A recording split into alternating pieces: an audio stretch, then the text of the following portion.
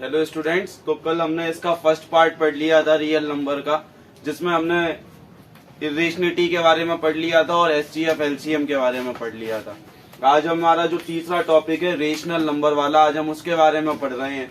तो rational number वाले में क्वेश्चन कैसा आता है, पहला जो एग्जाम्पल है वो ये है कि विदाउट एक्चुअल डिवीजन, मतलब तुम्हें डिवाइड नहीं करना है और डिवाइड करे बिना, show that each of the following rational number is terminating decimal. आपको ये प्रूफ कराना है कि ये जितने भी नंबर्स यहाँ हमें दे रखे ये टर्मिनेटिंग डेसिमल्स हैं, ठीक है। और पहले तो ये प्रूफ कराना है कि ये टर्मिनेटिंग डेसिमल्स हैं विदाउट डिवीजन, डिवीजन नहीं करना है, डिवीजन के बिना बताना है। और दूसरा क्या बताना है, express each in a decimal form. और फिर हमें जब हम ये बता दें कि ये टर्मिनेटिंग है, ये प्रूफ करा दें, उसके बाद हमें इनको किसकी फॉर्म में चेंज करना है, डेसिमल फॉर्म की चेंज में चेंज करना है।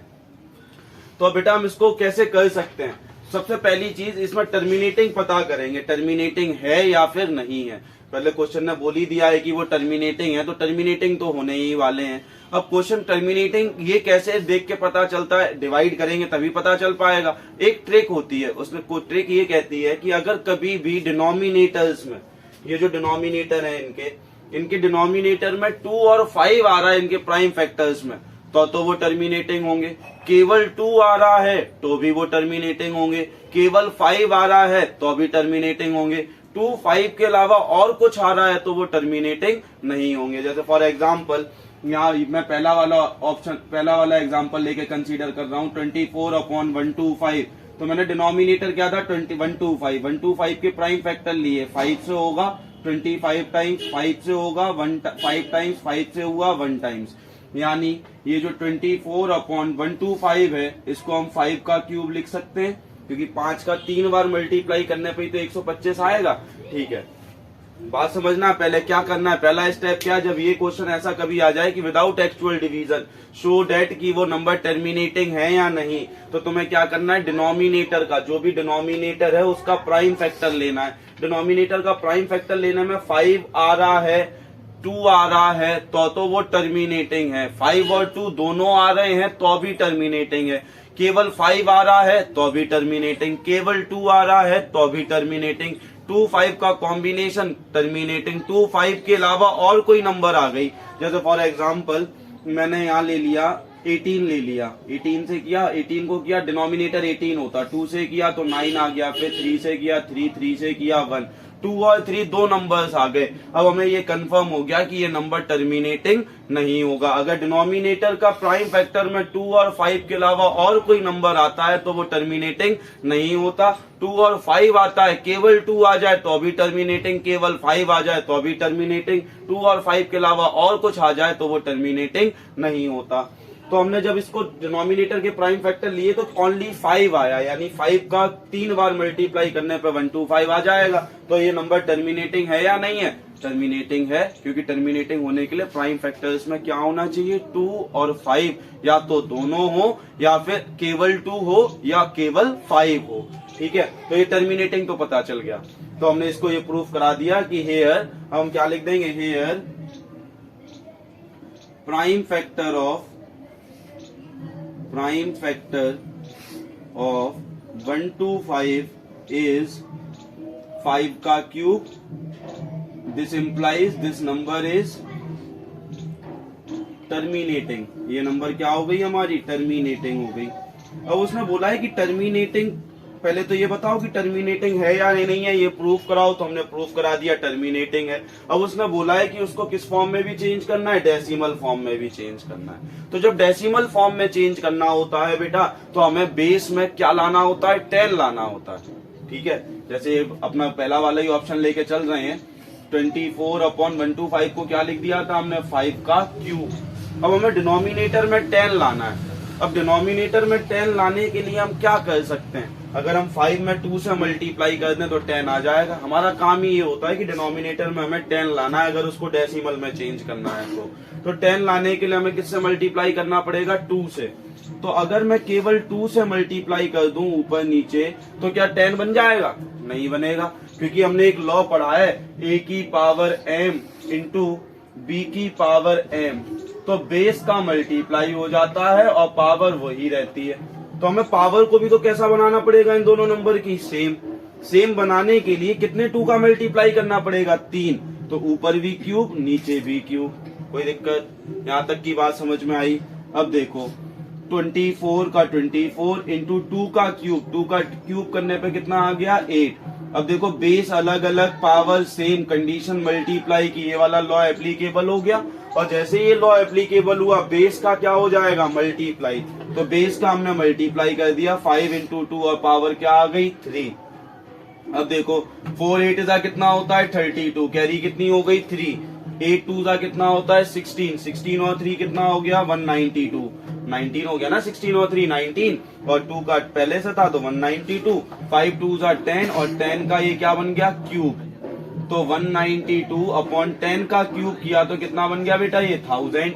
अब इसको डेसिमल में चेंज कर दो इजीली, कितना हो जाएगा? नीचे 3 0.3 डिजिट के बाद लग जाएगा, तो 0.192 ये हमारा आंसर हो गया। आया समझ में? अब कहो कि सर यहाँ तो केवल 125 था, अब आंसर गलत नहीं हो जाएगा? अब आप अगर चेक करना चाहें तो आप अपने कैलकुलेटर से चेक करेंगे, फोन के कैलकुलेटर से या एक्चुअल डिवीजन से, और फिर चेक करके कमेंट बॉक्स में बताएंगे कि आंसर सेम आ रहा है या डिफरेंट आ रहा है। ठीक है, अब इसका मैं दूसरा वाला एग्जांपल भी लेके सॉल्व कर लेता हूँ। दूसरा एग्जांपल है 171 अपॉन 800। ठीक है, तो अभी हमने क्या पढ़ा कि अगर वो टर्मिनेटिंग होगा तो उसके डिनोमिनेटर के प्राइम फैक्टर्स में क्या आएगा? 2 और 5, या तो दोनों आएंगे, या केवल 2 आएगा, या केवल 5 आएगा। तो अब डिनोमिनेटर का प्राइम फैक्टर निकालना पड़ेगा, तभी पता कर पाएंगे कि ये टर्मिनेटिंग है या नहीं है। तो डिनोमिनेटर का प्राइम फैक्टर निकाले, तो 800 का प्राइम फैक्टर 2 से किया कितना? 400। 2 से किया कितने टाइम्स आएगा? 200 टाइम्स। 2 से किया 100 टाइम्स। 2 से किया 50 टाइम्स। 2 से किया 25 टाइम्स। 5 से किया 5 टाइम्स। 5 से किया 1 टाइम्स। तो इस 171 अपॉन 800 को क्या लिख सकते हैं? 171 अपॉन 800 को लिखने के लिए 2 की पावर कितनी हो जाएगी? 1 2 3 4 5। तो इसको क्या लिख दें? 2 की पावर 5 इंटू 5 की पावर 2।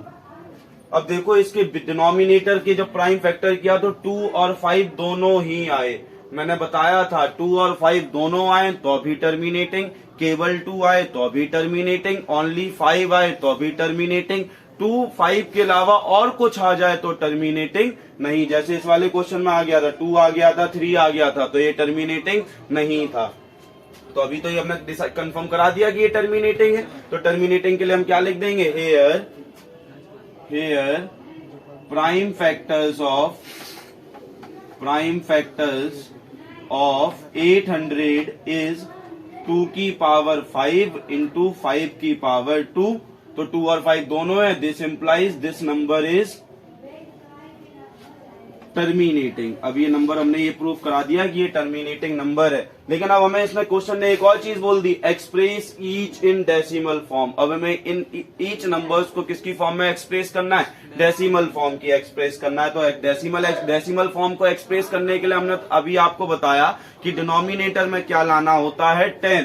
तो इस नंबर को लिख लो 171 अपॉन 2 की पावर 5 इंटू 5 की पावर 2। अब बेस में 10 लाने के लिए इन दोनों नंबर्स की पावर कैसी होनी चाहिए? सेम। अब पावर को सेम बनाने के लिए कितने और 5 की जरूरत पड़ेगी? 3 5 की। तो मैंने 5 के क्यूब का ऊपर नीचे मल्टीप्लाई कर दिया, ऊपर भी 5 के क्यूब से मल्टीप्लाई कर दिया और नीचे भी कर दिया। तो जब ऊपर 5 के क्यूब से मल्टीप्लाई किया तो ये बन गया 171 इंटू 125, क्योंकि 5 का क्यूब क्या होता है? 125। 2 की पावर 5 का 5 इंटू बेस सेम, पावर्स अलग अलग, कंडीशन मल्टीप्लाई की। एक और लॉ पढ़ा था हमने, a की पावर m इंटू a की पावर n। एक पावर्स क्या हो जाती हैं? ऐड हो जाती हैं। तो देखो बेस सेम है, पावर अलग अलग, कंडीशन मल्टीप्लाई की, तो बेस वही रहेगा, पावर्स क्या हो जाएंगी? ऐड हो जाएंगी। 3 और 2 करने पे कितना हो गया? 5। यहाँ तक बात समझ में आई? अब देखो ये वाला लॉ एप्लीकेबल हो रहा है कि बेस अलग अलग हो, पावर सेम हो। तो बेस अलग अलग हैं और पावर्स कैसी हैं? सेम। तो बेस का क्या हो जाएगा? मल्टीप्लाई। अब मैं अगर 125 का 171 में मल्टीप्लाई करूंगा तो कितना आएगा? एक बार मैं चेक कर रहा हूं कि कितना आएगा मल्टीप्लाई करने पे। तो ये मल्टीप्लाई करने पे आया 21375।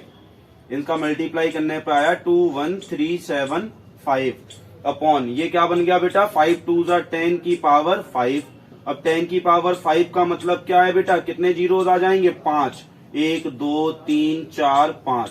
अब नीचे 5 जीरो है, पॉइंट कितने डिजिट के बाद लगेगा, 5 डिजिट के बाद, 1 2 3 4 5, 5 डिजिट के बाद पॉइंट लग गया, यानी इसका डेसिमल एक्सपेंशन क्या होगा, 0.21375। ये हमारा क्वेश्चन सॉल्व हो गया। आई बात समझ में। तो बेटा पहली चीज तो हमें टर्मिनेटिंग प्रूफ कराना है। टर्मिनेटिंग के लिए इनके प्राइम फैक्टर्स में 2 और 5 दोनों होने चाहिए, या ओनली 2 होना चाहिए, या ओनली 5 होना चाहिए। और इसके बाद फिर हमने ये सीखा था कि इसके डेसिमल फॉर्म में इसको कैसे चेंज कर सकते हैं। तो डेसिमल फॉर्म में चेंज करने के लिए हमें बेस में क्या चाहिए होता है, 10। अब बेस में 10 बनाना पड़ता है अगर क्वेश्चन में नहीं है तो। जैसे ये वाला क्वेश्चन, इस वाले एग्जाम्पल को कंसीडर करते हैं। अब इस वाले एग्जाम्पल को देखते हैं।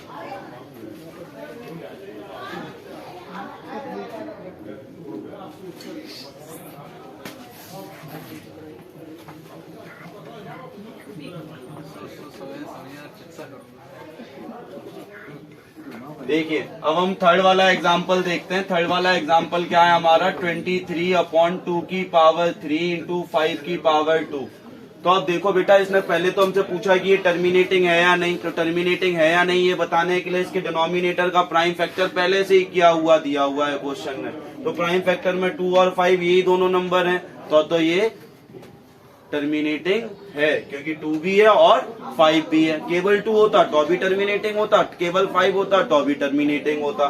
ठीक है, अब हमें इसको डेसिमल एक्सपेंशन में चेंज करना है। तो डेसिमल एक्सपेंशन में चेंज करने के लिए मैंने आपको क्या बताया कि डिनोमिनेटर में हमें क्या चाहिए होता है, 10। तो डिनोमिनेटर में 10 बनाने के लिए इन दोनों नंबर्स की पावर कैसी होनी चाहिए, सेम। अब पावर को सेम करने के लिए यहाँ देखो 2 की पावर क्या है, 3, और यहाँ 5 की पावर क्या है, 2। किसकी जरूरत है, 5 की। कितने 5 की, एक 5 की। तो एक 5 का मैं ऊपर नीचे मल्टीप्लाई कर दूंगा, तो ये हो जाएगा 23 इंटू 5, 3 5 जा 15, कैरी 1 3 2, और ये 5 2 जा 10 और 1 11 115। ये 2 का क्यूब इंटू ये हो जाएगा 5 का क्यूब। अब देखो बेस अलग अलग, पावर सेम, लॉ एप्लीकेबल हो गया। बेस का मल्टीप्लाई हो जाएगा 2 इंटू 5 टू दी पावर 3, तो ये बन गया 115/10 की पावर 3। और 10 की पावर 3 का मतलब क्या है कि वो क्या हो जाएगा, 10 का 3 पावर 3 का मतलब 10 का 3 बार मल्टीप्लाई, और 10 का 3 बार मल्टीप्लाई करने पे कितना आएगा, 1000। अब बेटा जब मैं इसको डेसिमल एक्सपेंशन में चेंज करूंगा तो ये डेसिमल एक्सपेंशन नीचे कितने जीरो है, 3 पॉइंट कितने डिजिट के बाद शिफ्ट हो जाएगा, 3 डिजिट के बाद, 0.115। तो बेटा अब इस चैप्टर के तीनों ही कॉन्सेप्ट हमने सीख लिए हैं। अब तीनों ही कॉन्सेप्ट को सीखने के बाद अब हम कुछ एग्जांपल्स लेंगे एचसीएफ एंड एलसीएम के, उसके बाद हम इसको सॉल्व करेंगे। अभी तक हमने इसके कुछ एग्जांपल्स को देखा था, अब हम एग्जांपल्स स्टार्ट कर रहे हैं। अभी तक हमने कॉन्सेप्ट सीखा था कि रेशनलिटी का क्या कॉन्सेप्ट हो सकता है, एचसीएफ एलसीएम का क्या कॉन्सेप्ट हो सकता है, रेशनल नंबर का क्या कॉन्सेप्ट हो सकता है, इन सब के बारे में पढ़ लिया था। अब हम एलसीएम एचसीएफ से रिलेटेड कुछ क्वेश्चंस कर रहे हैं, क्योंकि रेशनलिटी से रिलेटेड जो क्वेश्चंस थे वो तो हमने कर लिए। एलसीएम एचसीएफ से रिलेटेड कुछ क्वेश्चंस कर रहे हैं, भी कुछ और क्वेश्चंस करेंगे, उसके बाद फिर हम दूसरे चैप्टर पर मूव करेंगे। तो भाई उसमें पहला ही एग्जाम्पल ये दिया, can 2 number have 15 as their HCF and 175 as their LCM. जब क्वेश्चन कभी तुमसे ये पूछ ले क्या कभी 2 नंबर का ये एचसीएफ हो सकता है और ये एलसीएम हो सकता है क्या, और नहीं हो सकता तो क्यों नहीं हो सकता है तो क्यों हो सकता है। तो जब भी ये चीज पता करनी हो कि ये 2 नंबर क्या किसी 2 नंबर के एलसीएम और एचसीएफ हो सकते हैं, तो इसको चेक करने के लिए बस तुम्हें ये चेक करना है कि जो एलसीएम तुम्हें दिया गया है वो एचसीएफ का मल्टीपल है या फिर नहीं है। तो तुमने बस क्या चेक करना है, क्या 175 15 से डिविजिबल है, 15 से किया तो 15 बन जा 15, कितना बच गया 25। अब 25 तो 15 की टेबल में आता ही नहीं, तो भाई जब हम इसको डिवाइड करेंगे तो डेसिमल में आएगा, होल टाइम तो डिवाइड हो नहीं पाएगा। और जब ये होल टाइम डिवाइड नहीं हो पाएगा तो हम क्या लिख देंगे कि no 15 and 175 is not possible। क्यों नहीं हो सकता पॉसिबल, बिकॉज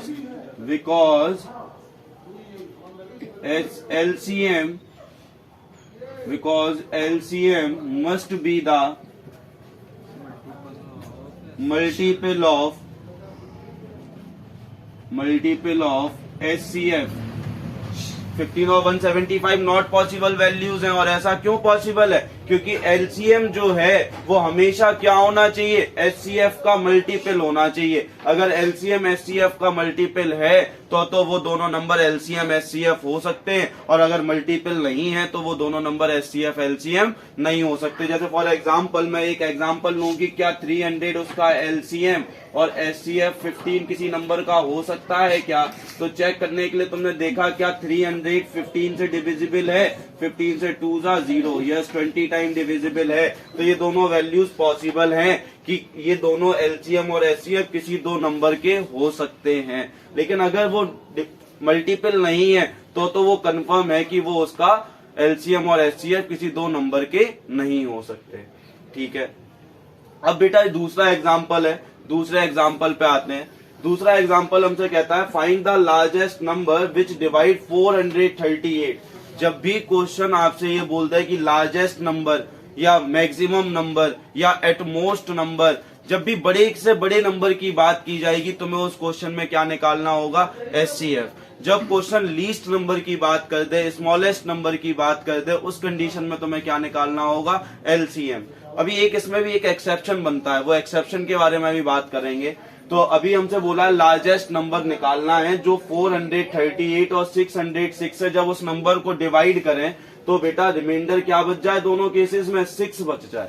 अब जब रिमाइंडर वाला केस आ जाता है, देखो रिमाइंडर के दो केस बनते हैं। पहला केस ये बनता है कि दोनों नंबर को डिवाइड करने पर रिमाइंडर 6 बचे, और दूसरा कंडीशन ये वाला बनता है जो एग्जांपल मैंने यहाँ लिख रखा है, same find the largest number which divides. यहाँ भी लार्जेस्ट नंबर की बात की गई है, वहां भी लार्जेस्ट नंबर की बात की गई है। यहाँ थोड़े से नंबर डिफरेंट कर दिए हैं और रिमाइंडर्स को अलग अलग कर दिया है। तो HCF के केस में तुम्हें ये याद रखना है कि जो रिमाइंडर बच रहा है पहले ही उस नंबर को माइनस कर देना है। तो रिक्वायर्ड नंबर, मैं दूसरा वाला एग्जांपल कर रहा हूं सॉल्व, इसका रिक्वायर्ड नंबर क्या हो जाएंगे?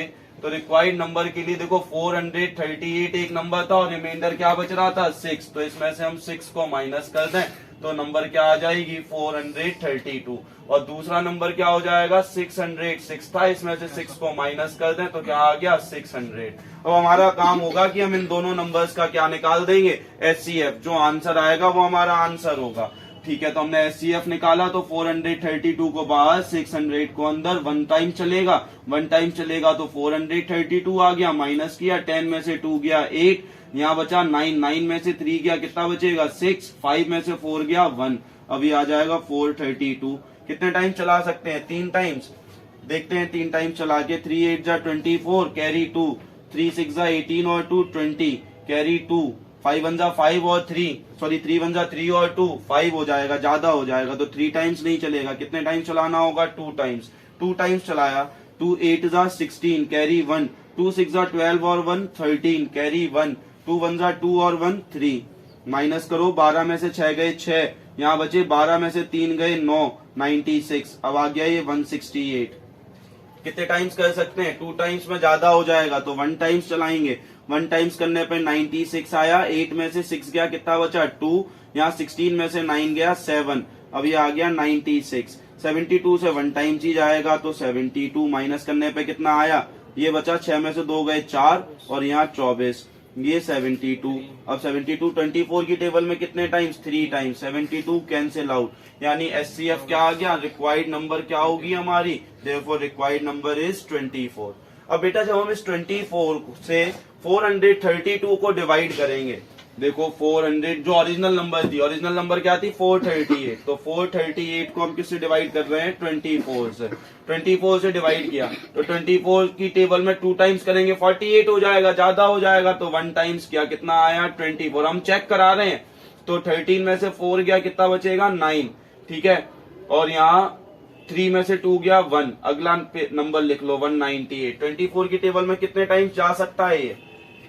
तो अगर हम देखें तो ये हो सकता है 2 9 जा करके देखना, 24 9 जा कितना हो रहा है? 24 9 जा 4 9 जा 36, कैरी 3, 9 2 जा 18 और 3 21, ज्यादा हो गया तो हमें कितने टाइम्स कराना होगा? 8 टाइम्स। 8 टाइम्स किया तो 8 4 जा 32, कैरी आ गई 3, 8 2 जा 16 और 3 कितना हो गया 19, माइनस करो कितना बच गया रिमाइंडर 6। ऐसे ही जब मैं 606 को 24 से डिवाइड करूंगा तब भी रिमाइंडर क्या बच जाएगा 6। क्लियर हुई बात बेटा। ये वाला एग्जाम्पल और ये वाला एग्जाम्पल दोनों ही सेम है। यहाँ रिमाइंडर सेम बच रहा था, यहाँ रिमाइंडर अलग अलग बच रहा था। तो यहाँ जब हम रिक्वायर्ड नंबर ये वाला नंबर पता करेंगे किन नंबर का एचसीएफ निकालना है, तो यहाँ रिक्वायर्ड नंबर्स हमारे क्या होंगे 320। इसमें रिमाइंडर क्या बच रहा है 5, तो 320 में से 5 माइनस, दूसरा नंबर क्या है हमारा 457, इसमें से कितना माइनस हो जाएगा 7, तो इसमें 5 माइनस करने पे कितना आया 315 और 7 माइनस करने पे 450। अब हम इन दोनों नंबर का एचसीएफ निकाल देंगे सेम इसी तरीके से, जो आंसर आएगा वो हमारा नंबर आंसर होगा। क्लियर हुई बात। ये तीनों टाइप के क्वेश्चन समझ में आए, तीनों को फिर से रिकॉल करते हैं। पहला हमने पढ़ा कि क्या एचसीएफ, क्या ये एचसीएफ और एलसीएम किसी दो नंबर के हो सकते हैं। तो ये वेरीफाई करने के लिए हमने क्या सीखा कि जो एलसीएम होगा वो हमेशा क्या होना चाहिए मल्टीपल होना चाहिए एचसीएफ का। अगर एलसीएम मल्टीपल है एचसीएफ का तो वो होगा, और अगर एचसीएफ मल्टीपल नहीं है एलसीएम का तो वो नहीं होगा। ठीक है। इसके बाद हमने दूसरा क्वेश्चन पढ़ा लार्जेस्ट नंबर पता करने वाला जिसमें सेम रिमाइंडर बचता है। तो रिमाइंडर वाला केस में एचसीएफ में हमेशा याद रखना है कि अगर एचसीएफ के केस में रिमाइंडर बच रहा है तो पहले ही नंबर में से वो रिमाइंडर माइनस करना होगा। सेम बच रहा है तो सेम रिमाइंडर को माइनस करना होगा एचसीएफ निकालने से पहले, और अगर डिफरेंट बच रहा है तो अलग अलग नंबर में से अलग अलग नंबर माइनस करने होंगे, उसके बाद एचसीएफ निकालना होगा। अब हम आते हैं अपने चौथे वाले एग्जाम्पल पे जिसमें हमने ले रखा है find the least number which when divided by 35, 56 and 91 leave the same remainder 7 in each case. जब इस टाइप का क्वेश्चन आता है तो अब यहाँ देखो बेटा किसकी बात कर ली है उसने लीस्ट नंबर की। लीस्ट नंबर का मतलब क्या हो गया छोटे से छोटा नंबर। और अभी हमने बात करी थी जब क्वेश्चन मैक्सिमम की बात करेगा, ज्यादा से ज्यादा की बात करेगा तो एचसीएफ, जब कम से कम की बात करेगा तो एलसीएम। अभी हम इस केस को समझते हैं, तब तक आप इसको पॉज करके कुछ लिखना हो तो लिख लें, फिर आगे कंसीडर करते हैं। ठीक है। अब बेटा हम तीसरा वाला एग्जाम्पल जो हमारा फोर्थ वाला एग्जाम्पल था उसको कंसीडर कर रहे हैं। तो यहाँ बेटा हमने अभी बात करी थी कि क्या बोला है यहाँ पे फाइंड द लीस्ट नंबर। तो अभी मैंने तुम्हें बताया था जब लीस्ट नंबर की बात करेगा क्वेश्चन, जब कम से कम नंबर की बात करेगा तो क्या निकालना होगा एलसीएम, और जब ज्यादा से ज्यादा की बात करेगा तो एचसीएफ। अभी हमें क्या निकालना है इस नंबर में एलसीएम।